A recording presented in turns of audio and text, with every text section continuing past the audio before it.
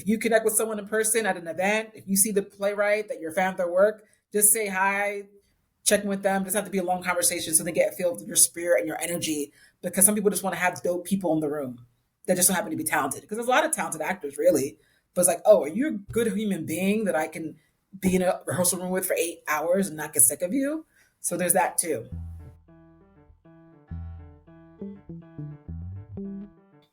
What's going on, everybody? My name is Hassiem Muhammad, and you are listening to The Actor's Instrument, where we discuss the essential qualities you need to stand out in the entertainment industry.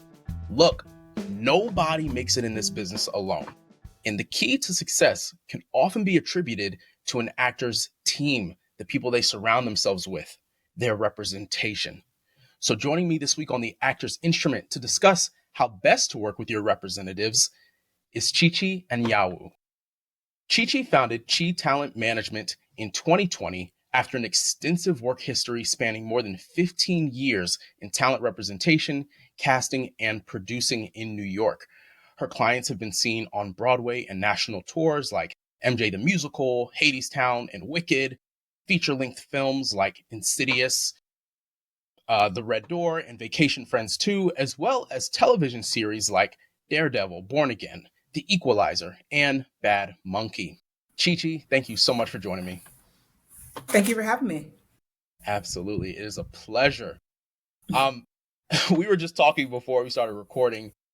ChiChi, you seem to be everywhere all at once. You've got to be you have to be the busiest talent rep I've ever met. I mean, you do diversity consultation for Broadway, you teach at acting conservatories, and of course, you manage and represent 40 clients with careers of their own. How do you juggle it all? That's a good question. Right now I'm trying to figure that out. Definitely, time management is definitely key. Yeah. I'm trying to, I have a crazy schedule in terms of trying to follow my calendar. I send alerts myself a lot and just trying to stay as organized as possible. And even now, I'm going to hopefully make some more time to take some more time off and get a little bit of a break. I've definitely been working very hard over the last couple of years and definitely starting to feel it. Definitely starting to feel the busyness of everything. Sure. So it is a tricky thing to manage. But, when you love what you do, it doesn't necessarily feel like it's a lot of work because I'm just very passionate about the arts. So this is what my life is going to be. Yeah. No, that's what's up. That's what's up. Could you describe your role as a talent manager? I feel like the line has been blurred over the last 5 to 10 years on what like an agent does versus what a manager does. So how would you describe what you do? Yeah, we do similar to what the agent does. We do submit our clients for auditions. We negotiate contracts the same way. The only thing that makes us slightly different is that technically by law, we're technically not supposed to take more than 10%. Well, actually, we technically can't take more than 10% as a manager. When you're an agent, agents can't take 10%. So there's certain laws by equity that make agents licensed, and managers aren't licensed in the same way. Some managers take 15, some take 10, some take 20%. So you do have to make sure if you are going to bring on a manager, just do your research to know what it is, the commission that they take out. But we are doing a lot of the same things. It's a very kind of blurry line in terms of what makes us different. But I think the thing that also will separate us apart from the agencies is that we have usually a smaller roster. Most managers usually have anywhere between, some people have 15 clients, some people I know have 50 clients. Depending on how large a management company is, we tend to have a smaller roster. And we also work with folks who are also multi-hyphenates. We have clients who are not only actors, we also have actor clients who write, who direct, who produce. A lot of manager colleagues like myself also like to produce as well. We want to produce in theater. Some folks do producing television and film. Most agents, for the most part, they're not allowed to produce. Right. So with managers, we have the room to produce. And then we also help advise and guide careers. And it's actually more so, yes, agents do the same thing as well, but we think about in terms of the long-term goals as opposed to having it be more like a short-term element and focusing on the money aspect. Of course, we all want to make money, but in terms of management, sure, we really think about like, what are your goals? How do we get you to point A to point B? We kind of help to strategize a bit more as managers. Heard. Thank you for breaking that down for us. So with that being said, does it really matter if someone signs with an agent or manager first? Like, say I'm unrepresented, is there one that I should like actively pursue over the other? Does it matter? No, not really, honestly. I think sometimes folks do figure out if they want the HR manager. It just depends in terms of what you think you need at this point in your career. If you're someone who really wants to focus on, I need someone to get me into rooms, or I need someone to negotiate my contracts, then maybe an agent might be better. But if you really want someone who can strategize in terms of career advice, talk about your goals, and can also help you, just kind of navigate the industry and share resources, manager may be more for you. So it just depends. Or we could just, we also do the same thing in terms of if you need us to also negotiate and to also submit for auditions, we can do that as well. But it depends on terms of if you want someone who can also help with the strategy versus just to get me in the room, just to negotiate contracts. Copy. I would love for you to talk a little bit more about that strategy piece because, and I don't want to belittle like the agent's job, but Mm-hmm. I think there's an understanding that typically agents have larger rosters, so they Mm-hmm. can't necessarily, they just can't give the same individual attention. Um, and a lot of times when, they're submitting clients for projects, it is quite literally like pressing a button, you know. Mm-hmm.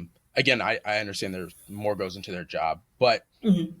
just the sheer volume of submissions that they're having to do for potentially hundreds of clients versus the 15 to 50. So back to the question, which is when you're working with someone and they express to you like, ChiChi, like, I want to be on Broadway one day. How do you guys begin to like take that course? Because obviously like the agents can submit them for projects, but what is there beyond the submission? Well, beyond the submission, I always talk to folks in terms of like what kind of shows you want to do. Because yes, folks want to be on Broadway, but it's also really important to be specific in terms of like what are the kind of shows that are being produced on Broadway that you'd be perfect for. So, for instance, if I have a young graduate, maybe recent graduate out of school, and they let's say they come from a musical theater background, we talk about what are the shows that that are currently playing now or that are constantly being produced across the world that we can see you in. Also, what are the roles? And then we kind of get back to their headshot. We talk about their headshot. How does a headshot also support the kind of roles that you want to play? We talk about their materials in terms of the singing materials, the acting materials, if they dance, the dancing materials. How does everything that you have marketing wise support the projects that you want to get seen for? Like for instance, I had a client who really wants to get seen for Wicked, but vocally on her song reel, there's nothing really that showcases that she can actually sing the music of Wicked. So I just told her, hey, here's a packet of Wicked.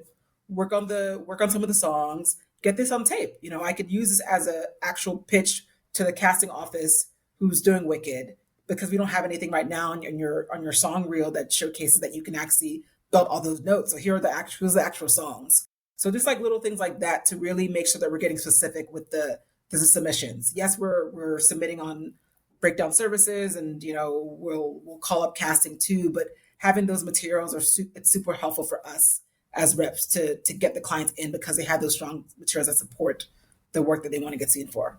I see. I see. And how do you strategize with a client? Let's say they're going through a dry spell. Mm-hmm. Let's say it's like, man, it's been a minute since I booked something. I feel like Mm-hmm. managers are probably the ones that they get the phone call, the freak out, like, oh Yeah, my God, what's happening? basically. How do you work through that process?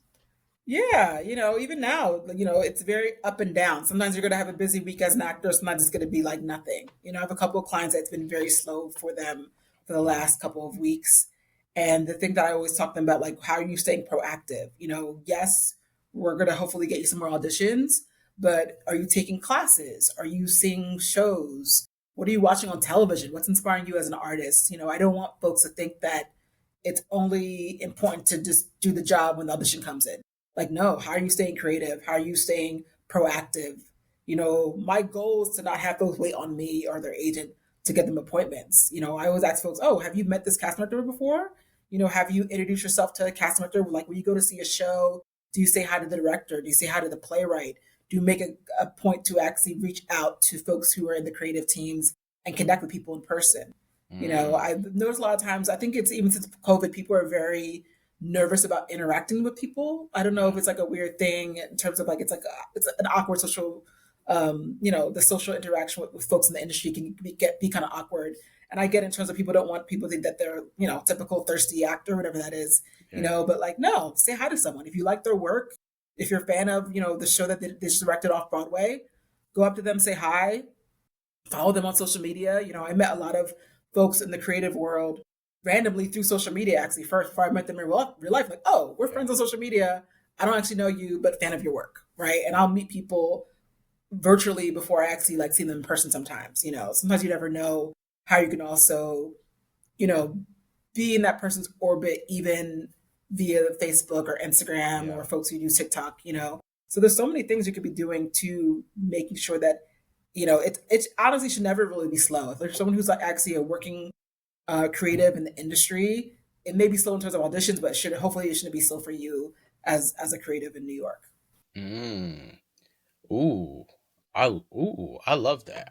I feel like a lot of times I'll run into somebody like, "Hey, how's it going?" And yeah, a lot of times you get, it's slow right now.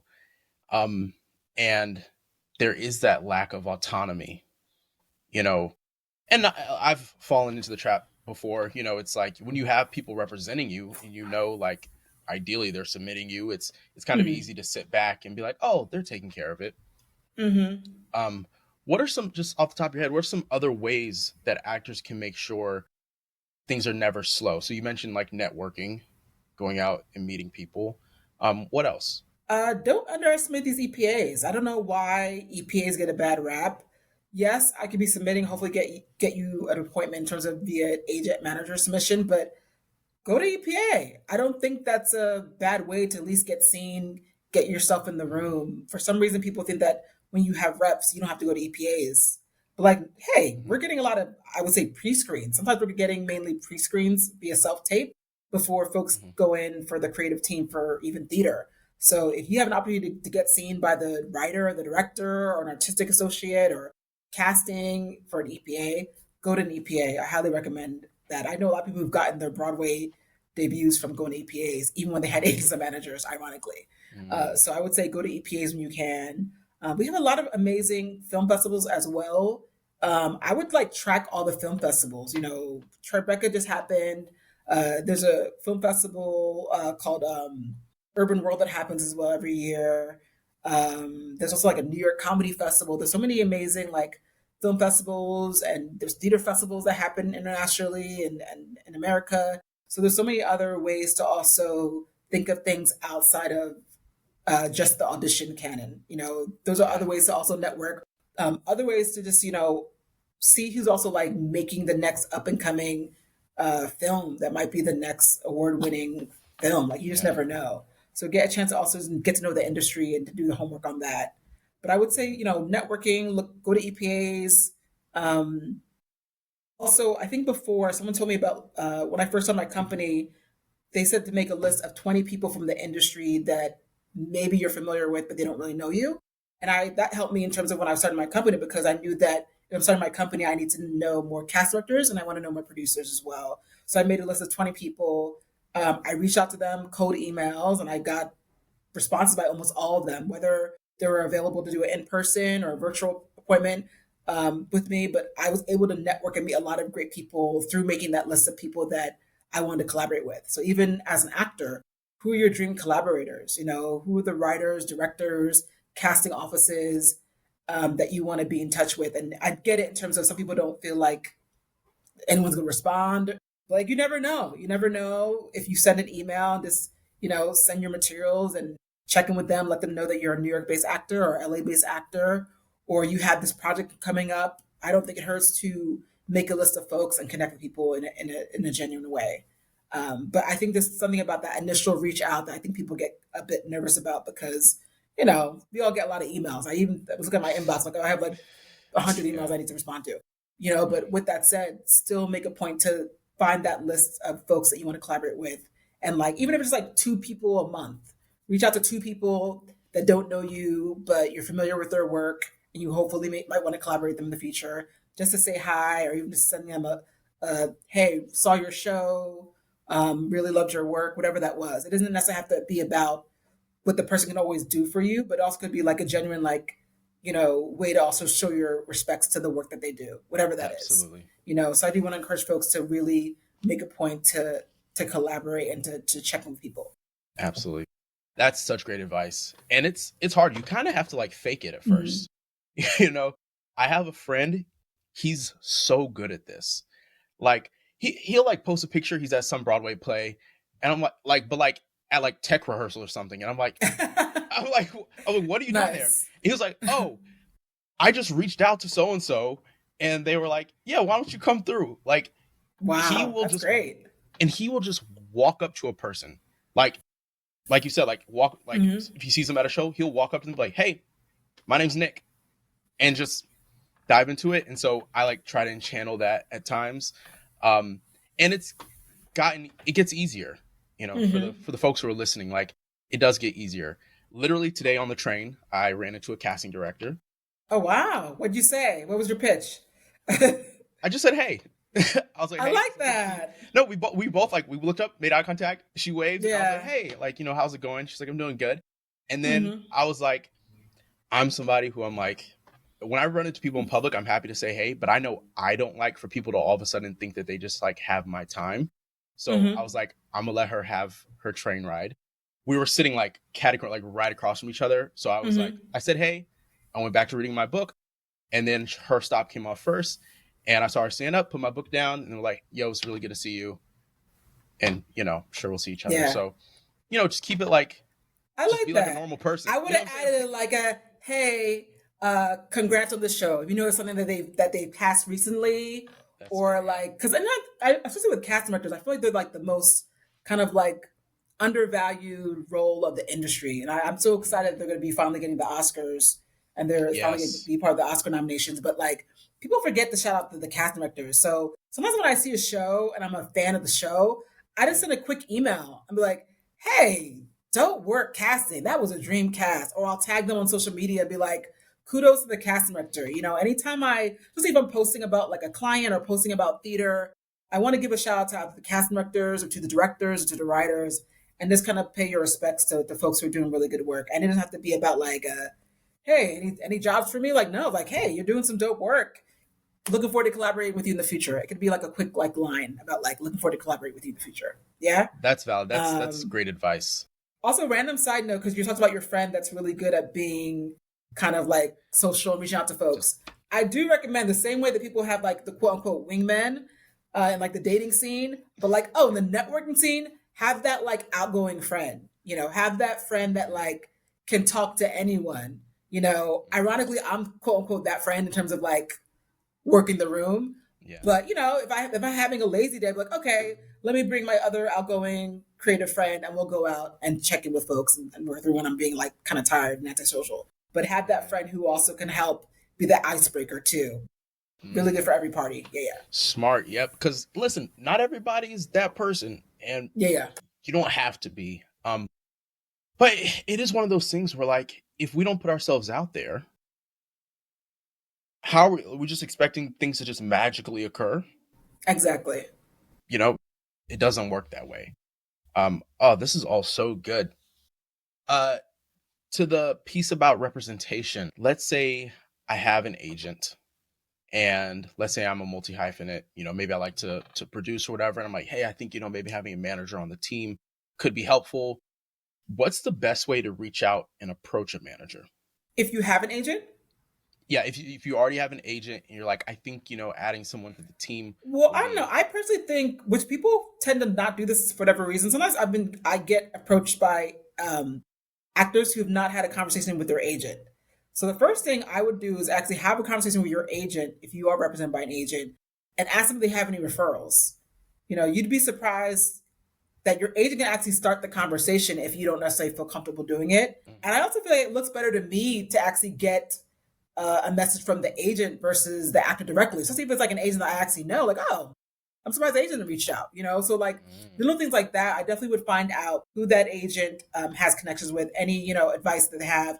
Or they also may have certain offices that they love to work with. They also may have certain offices they don't like to work with, right? Because I also am realizing that like, there are some agents that don't like to work with certain managers. So figure out if you are bringing your manager because you're a multi-hyphenate, is it only going to be for the other work that you do, or is it also going to be for acting? Because it is for acting. Make sure that agent is also part of the conversation as well. You'd be surprised how people, they like to do these weird side deals. Like, it's a team. It's a team. I always get surprised. Like, I even had one agent that, sad to say, like, they actually really wanted to push a current client with another manager, because this manager, I believe, shares clients with the agent. And here's the thing: when you share clients with people, it's like it's like, oh, let's share as much clients as possible. I know how you work. We get each other. But the irony is that, like, the client didn't tell her agent that she was going to sign with me. So it turned into a whole thing. So the thing that I want to tell actors, like, communication's key. Yeah, communication's key. Make sure people are on the same page. Let them know what your career goals are. If you don't have an agent and you're trying to look for a manager in terms of to help you with the multi hyphenate work, if you're a writer director, make sure it's also a manager who can also be strong in all areas, because not all managers work with multi hyphenates. Some managers are also more so focused on acting, and maybe they don't have as much connections in the literary world. Or there's some managers who are really focused on, like, oh, we are specifically literary. Can we maybe rep you in acting? Sure. But there are some managers out there who are really focused on literary. So it is important to think about, like, oh, if you are going to represent me, what fields are you strongest? How can you help me with everything I'm doing? So it's also about being specific with what the manager does is important. That's great. That's great. Doing your homework. Instead of just like going to IMDb and see who are the biggest managers and start sending cold emails. Yeah. Yeah, because I think, and this is the hard part for us to kind of admit, it's like not everybody is right for you. And it may be that, like, even at where you're at in your career, like there are some representatives who are really good developmentally. Mm-hmm. I personally have friends, and I'm sure you've worked with these actors who, like, sign with massive agencies right out the gate and get dropped by them. Yep. In relative short time, because nothing's quite happening yet. And it's just, you get thrown into this whirlwind of, like, wait, I thought that was how it was supposed to work. Like, I already signed with the big guys. Mm-hmm. What's happening now? And it's like, some people need a little bit more development, and, there may be reps who are better for you at that. So, yeah. And I also feel like, and there's nothing wrong with signing with big companies. Like, I have a lot of friends who signed with big companies when they graduated, like, grad school, and it worked out for them. It doesn't work out for a lot of people, right? So just know that even if it didn't necessarily work out that company, it also could have been not only that company, but it also could have been your point person too. The thing about some of these larger companies is that, like, it is important to also make sure you have good point people. Like, for instance, I have a close friend who was at a top agency, but, like, her point people were not really that good. And when I say point person, there are big companies that have a bunch of agents, and some of the agents are assigned certain key people, or there are certain departments that are like, oh, these are your television agents, these are your theater agents, these are these agents, so there are certain departments and certain key people, but sometimes you don't have a good point person. Or I have another friend who's like, oh, with the same agency, she's doing quite well because her point people are solid, so there's so many other things that it's almost like dating in a way. Like, you're trying to figure out, like, okay, who's going to work hard for you, who sees you, who's excited about your work, who understands the kind of career that you want, who's going to help bring that along. Not every agent's going to be the same, at these, maybe higher end agencies. And even with some of the smaller boutiques, there's some really dope agents that are smaller boutiques. And for whatever reason, they don't get the same type of love that I guess maybe the A-list agencies are, because of course everybody wants to be, they want to be Zendaya and have these large careers. But the reality is sometimes it could get started at a smaller company. You never know. I always get confused when, like, I have a couple people that I'm just like, hold on, this agent brought you a series regular, and now all of a sudden you want to go to a bigger company. I've never understood that, because it's almost just like, what about the folks who actually are with you from the beginning, who helped to develop your career, who got you that big job? So this thing about, like, people always think that they have to find the next best thing once they, quote unquote, arrive. But, like, what's bad with what you got, so it's an interesting thing. I always find that I'm always curious about how that works with people who want to, like, change agents and managers after getting that, like, big booking. Yeah, it's interesting. Unfortunately, fortunately, I can't relate. I haven't gotten that. I'm still in the process of getting mine. But but I've seen it with friends of mine and stuff. Yeah. You reminded me, it was after my first year in the city. The agency that represents me is HCKR, Hardin Curtis. And I, I'm somebody, and you could probably tell, I'm really on top of my business, right? And so it was like the end of my first year. I'm very goal oriented. I was doing some reflection and stuff. And I reached out and I was like, hey, I'd like to get my submission report, because I was like, I want to see how frequently they're submitting me. Yeah. That thing was 19 pages. Yeah. That was the last time I asked them for it. I said, y'all doing y'all job. Can I say, I love that you did that. I still have clients that will ask me after 6 months. I'm like, boy, how does this help you? In my mind, because when I think of when people ask, part of me is like, oh, then maybe they just want to know if we're working hard for them, if we're submitting. But no one feels good after reading those submission reports. I felt great. Yeah. I was like, oh, y'all. Oh, you felt great? Yeah. It was. But then you see all the things that you didn't get in for. You didn't get. But look at all these I didn't get cast in, that I didn't go in for. So it's like people start to spiral. That's fair. I guess I think about it as like, man, just that. Like, sure, I didn't get those, but the more bullets we fire, the more likely we gonna hit some. Yeah. So when I saw that thing it was a packet with a staple, I was like, let me, y'all. Yeah. And it's funny because every time I got to give them their kudos when I reach out, and I'm like, because sometimes I'll just shoot them an email. I'm like, hey, these 3 projects I'd love to get seen for, and like they're on it. Like 9 times out of 10, they respond and go, we've already submitted you. Yeah. And so it's like you were saying, like that team that's been with you from the beginning and understands like what you're right for. And, and that's the piece about like, it's a team effort. And like you said, actors, you have to communicate, like, let them know what you want to do, have the discussion about what you're right for, so that you are getting submitted for the things that are going to be most advantageous. And I usually will turn back around, see if you're sending me the list. I'm like, good. Based off this list, what song do you have right now that you're ready to go so I can pitch you for this? Or what's currently on your, because I forgot what the project was. I remember a client was like, oh, I really want to get seen for this. And it's like, what in the song clips and vocal reels that we have that represent this? Like, we don't have anything that represents that you can even sing this. So I even told them, like, hey, get some clips together. Like, if you think that you're going to be perfect for this show, let's get some clips together. Ironically, I never got those clips. That's another story. But, just like, it's so interesting to be like, this is what I want to do. But like, what's the work that you're putting together? Because we're not magicians, right? Like, yes, we're submitting, we're pitching.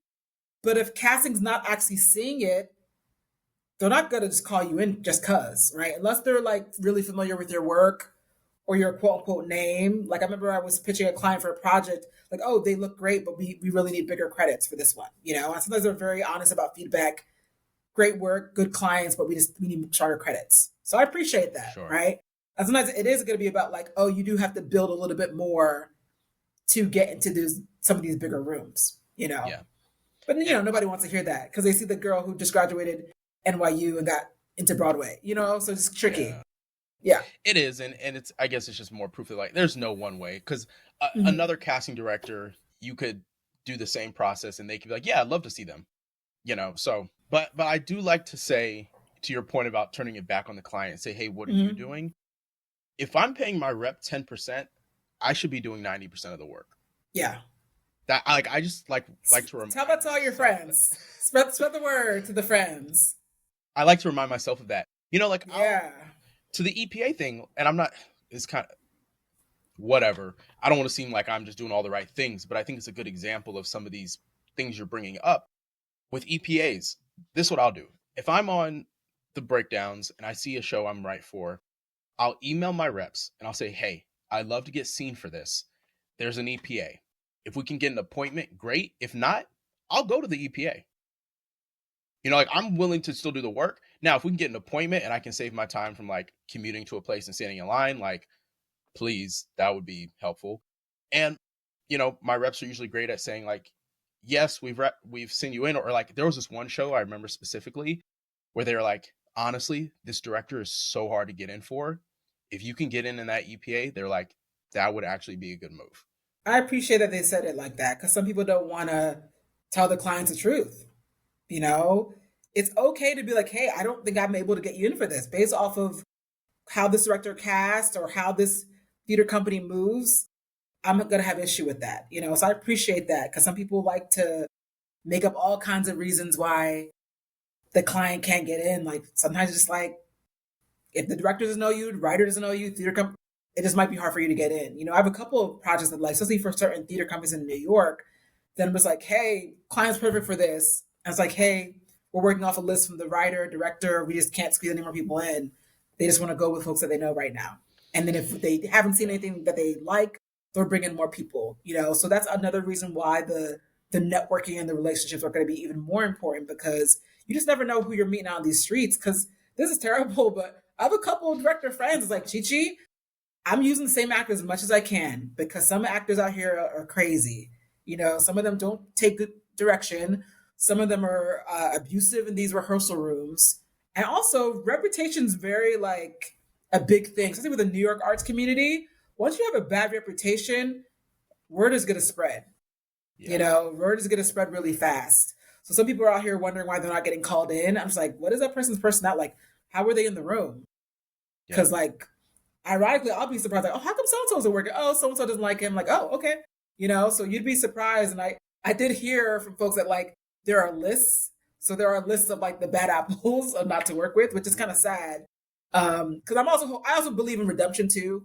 Some people have really bad moments in their life as artists. Like I remember my sister had a weird experience with the director who basically told her that she would never work in the American theater again, and she was so just like scared. And he only said that because I guess she had called him out because he was mistreating some of the actors. And I believe she was the equity deputy of the showcase back in the day. And she was just so nervous because she knew that director had connections to Broadway and had connections to high people in the industry, and she was so nervous, right? And ironically, he did try to bad math my sister, but my sister, she came out on top. But imagine like someone who has that quote reputation and a director or a writer, you know what I mean? Like, so everyone has to also be careful in terms of what happens in the industry because sometimes people are talking amongst directors, amongst theater companies, amongst producers. So that happens a lot. So I do want folks to know that, hey, if you connect with someone in person at an event, if you see the playwright that you're a fan of their work, just say hi, checking with them. It doesn't have to be a long conversation so they get a feel of your spirit and your energy because some people just want to have dope people in the room that just so happen to be talented because there's a lot of talented actors really, but it's like, oh, are you a good human being that I can be in a rehearsal room with for 8 hours and not get sick of you? So there's that too. Right. And if, as you said, the director or playwright has a list, like you said, networking, get on the list. Yeah.